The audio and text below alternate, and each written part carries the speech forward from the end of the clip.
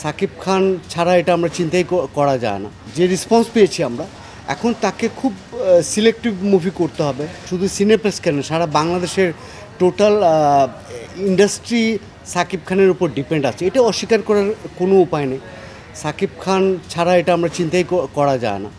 আর তুফান তো এটা মানে খুবই ভালো সারা দিন, মানে তার গেট আপ বলেন, তার ওভারঅল লুকস বলেন, সব কিছু মিলে তুফান মুভিটা মানে দুর্দান্ত ওপেনিং ছিল এবং আজ অবধি পর্যন্ত মানে হিউজ দর্শক দেখছে, অগ্রিম টিকিট এখনও বিক্রি হচ্ছে।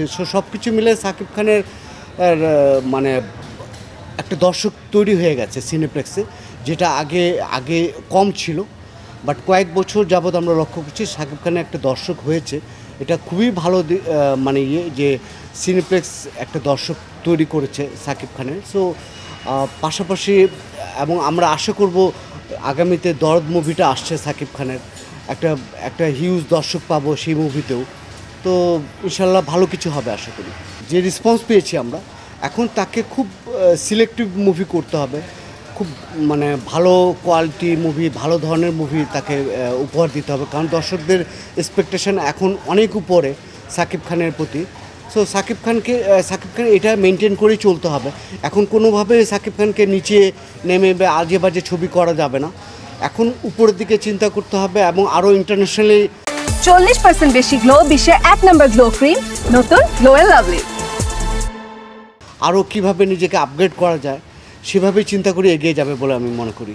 ঈদের সিনেমা এটা খুবই ভালো রেসপন্স আমরা ঈদের দিন থেকেই পাচ্ছি এবং স্টিল আমাদের আগামী কয়েকদিনের অ্যাডভান্স টিকিটস এখনও বিক্রি হচ্ছে।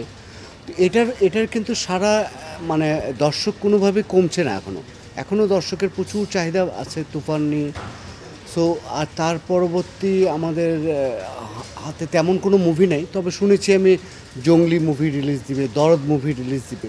সো এভাবে ঈদের পরবর্তীতে যদি রিলিজ দেয় ভালো হয়, হল মালিকদের জন্য সুবিধা হয়, দর্শকদের জন্য সুবিধা হয়, যে কয়েক মাস আমরা চালাতে পারবো এই কয়েকটা মুভি দিয়ে।